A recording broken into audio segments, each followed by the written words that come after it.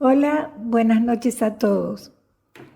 Hoy vamos a empezar esta enseñanza con la palabra de Dios, porque justamente la Biblia, que es la palabra de Dios, es lo que motiva esta enseñanza. En el principio ya existía el Verbo y el Verbo estaba con Dios y el Verbo era Dios. Él estaba con Dios en el principio. Por medio de Él, todas las cosas fueron creadas. Sin Él, nada de lo creado llegó a existir. En Él estaba la vida, y la vida era la luz de la humanidad.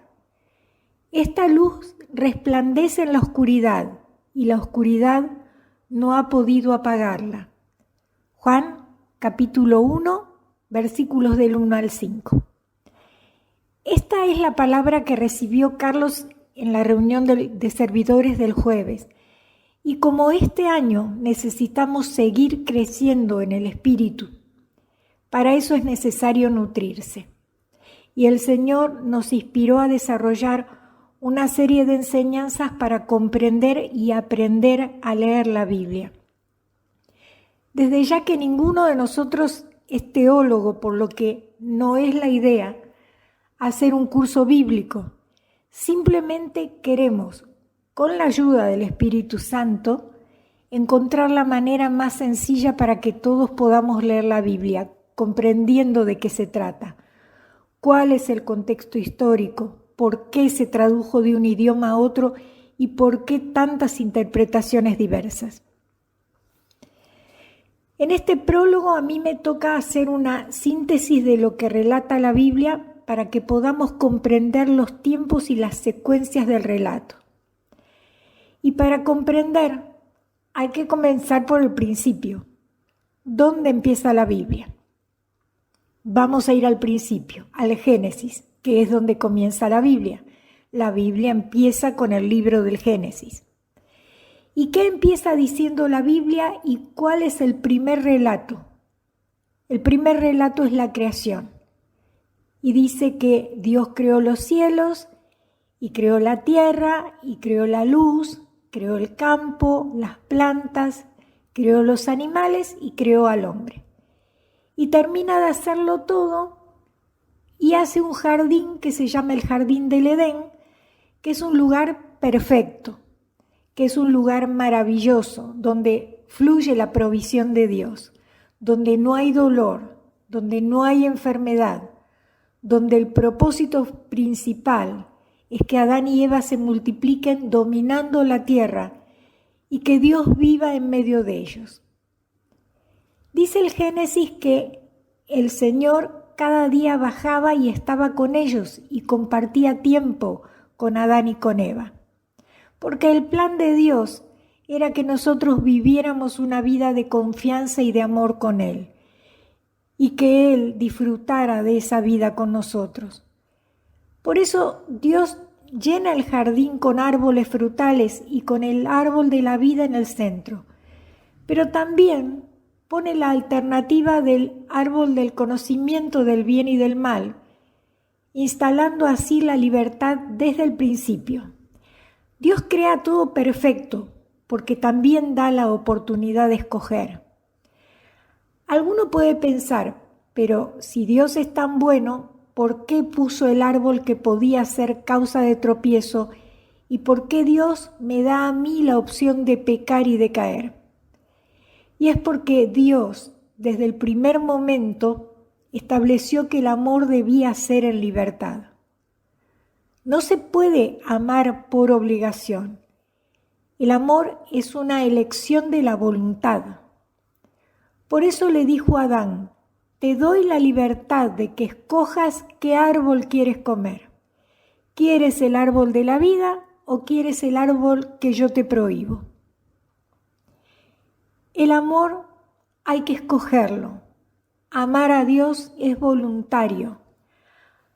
Al poner Dios el árbol del conocimiento del bien y del mal, nos otorga la libertad desde el principio para poder expresar así verdadero amor recíproco y voluntario y no un amor autómata.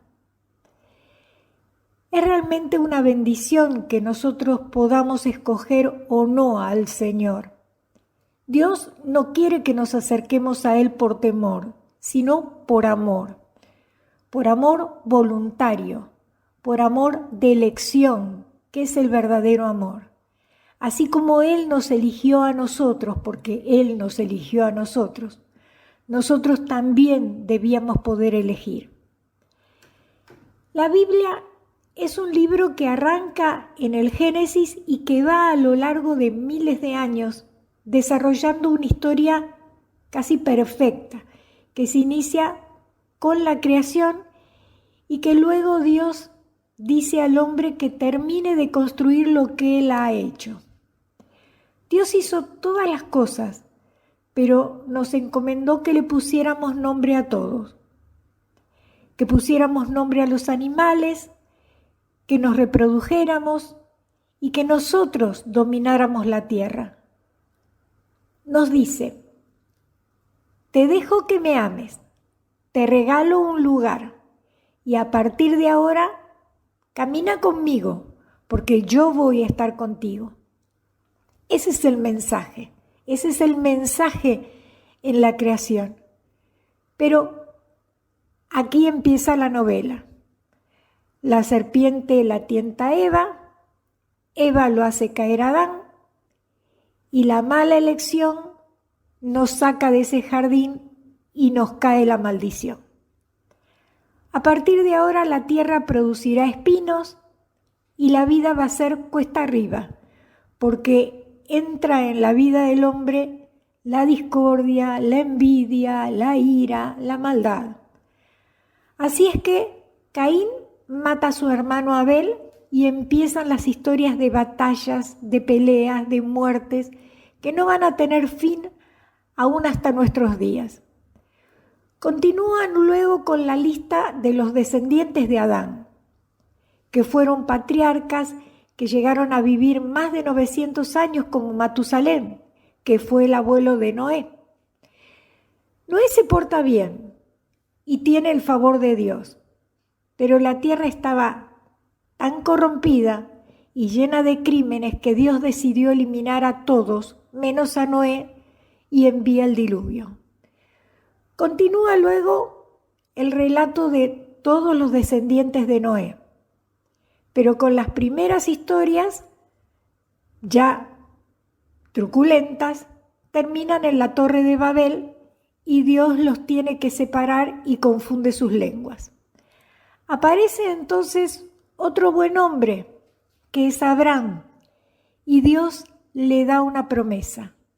Abraham y Sara ya eran ancianos y no podían tener hijos, y sin embargo Dios le promete una gran descendencia, tan incontable como las estrellas del cielo.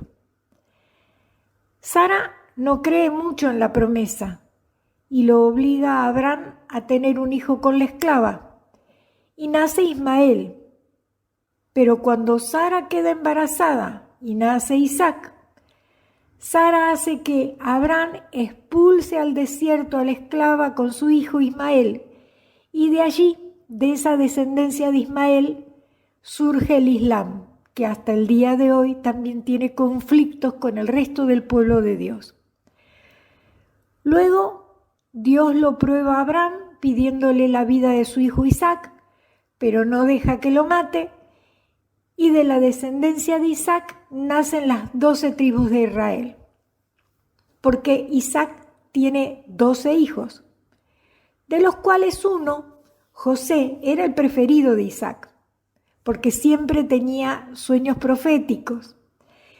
Entonces los hermanos, por celos, al ver que este era el preferido, se lo quisieron sacar de encima. Primero pensaron en matarlo, pero después decidieron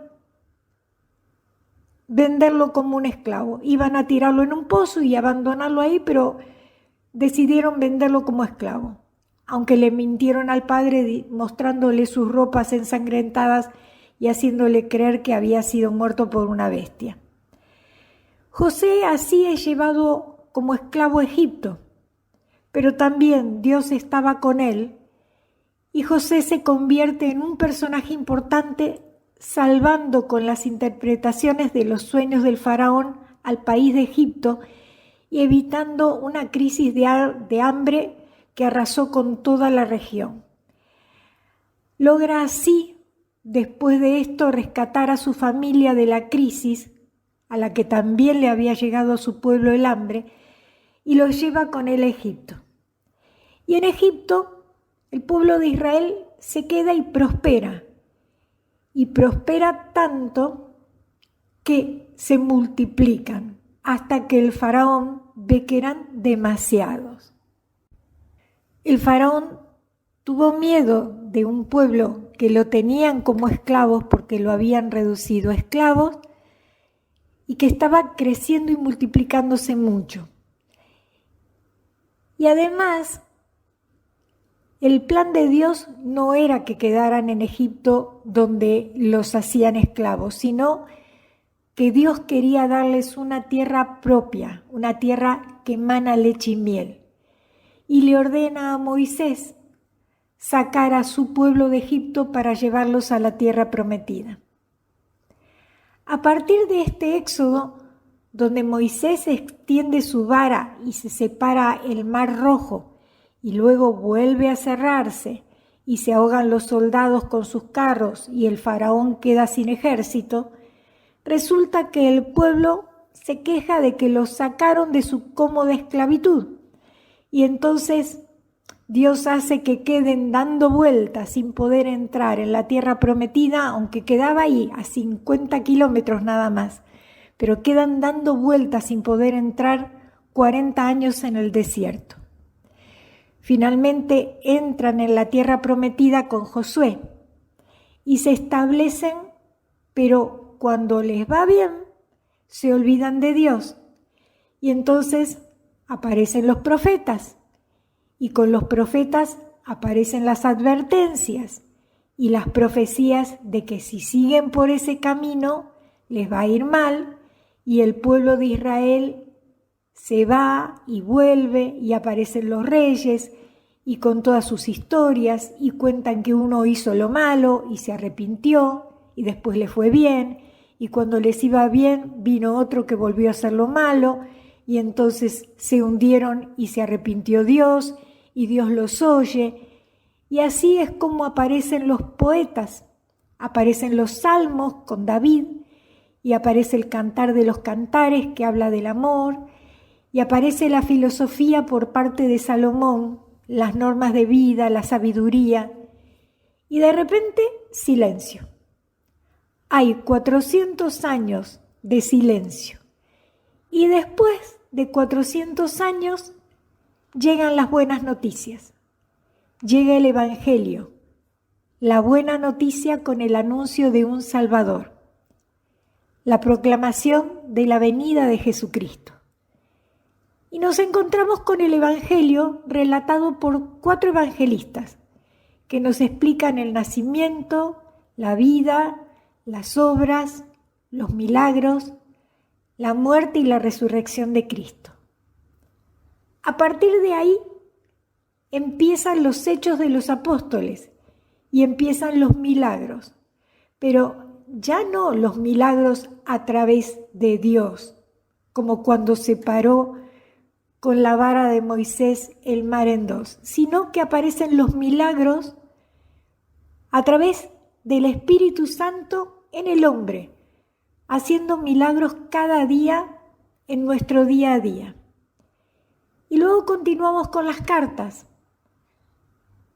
Pablo, Pedro y Juan escriben cartas.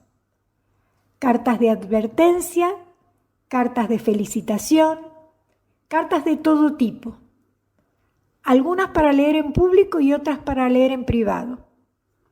Hasta que finalmente termina en un libro extraño, que es el Apocalipsis. Es extraño porque tiene 3 géneros literarios, y el primero que tiene es el género apocalíptico, que en realidad era un género que se utilizaba en la época con imágenes muy llamativas para denunciar las injusticias sociales que ocurrían.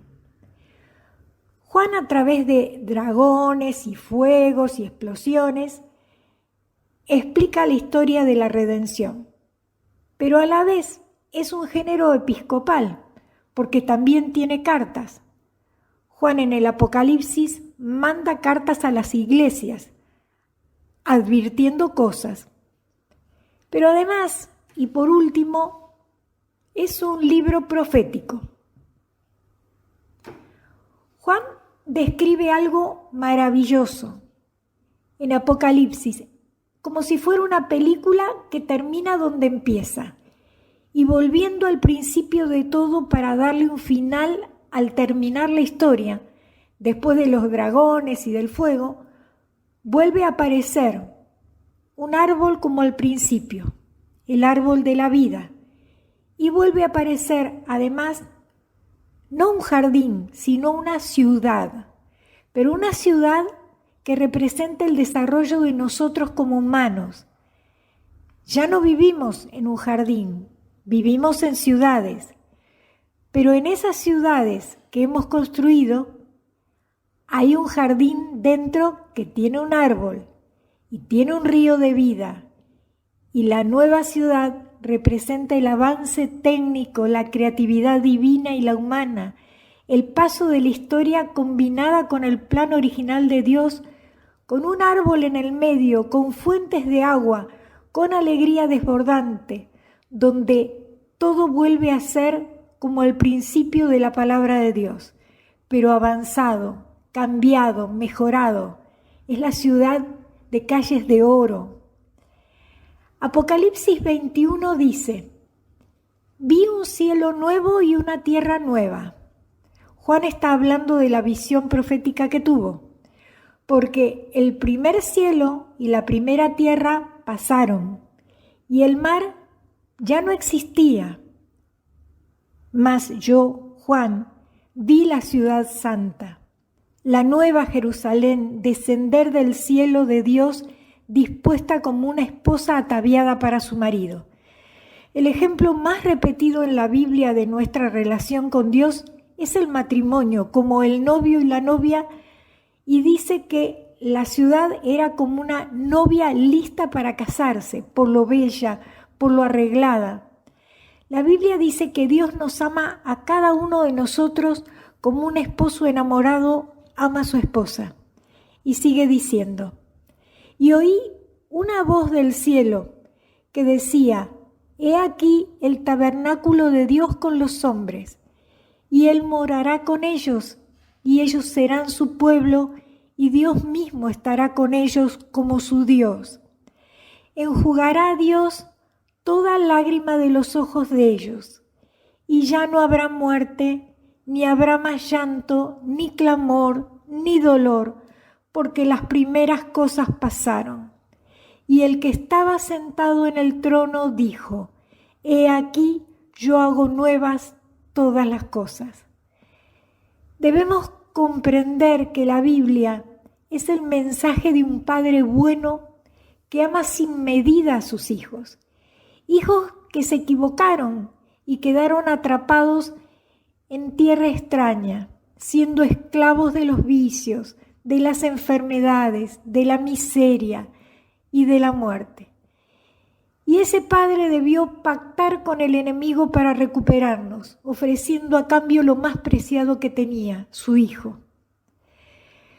La Biblia debe llevarnos a comprender la verdad. Es el camino a la verdad, porque nos lleva a Jesucristo, y Jesucristo es la verdad. Aprenderla y comprenderla es un deber. Con estas enseñanzas estamos intentando dar la palabra de Dios, porque se trata de que sepamos que la palabra de Dios es para que la leamos, y la mejor forma de leerla es comprendiendo lo que vamos a leer. Por eso todo este relato, este mini compendio de qué se trata la Biblia. Otra cosa es la revelación de Dios a través de su palabra. Y eso ya no depende del conocimiento, sino de lo que Dios quiera revelar a cada uno a través de la lectura. Pero para eso también debemos haber escudriñado las Escrituras, y también de eso vamos a tener una enseñanza. Lo dice Jesús en Mateo 7:24. Cualquiera que oye estas palabras mías y las pone en práctica, será semejante a un hombre sabio que edificó su casa sobre la roca. Y en Santiago 1:22 dice, pongan en práctica la palabra y no se limiten solo a escucharla, pues de otra manera se engañan a ustedes mismos. El que escucha la palabra, pero no la pone en práctica, es como el que mira su cara en un espejo y en cuanto se va, se olvida de cómo era. Padre Santo, en el nombre de Jesús, hoy te presentamos este curso de Biblia que queremos iniciar todos para aprender a vivir tu palabra, porque comprendemos que vos vivís en tu palabra, vos vivís en este libro al que llamamos Biblia, porque es tu palabra. Gracias, Señor, por haberte quedado presente con nosotros, no solo en la Eucaristía, sino también en este libro precioso que nos lleva a la verdad y a la vida verdadera. Amén.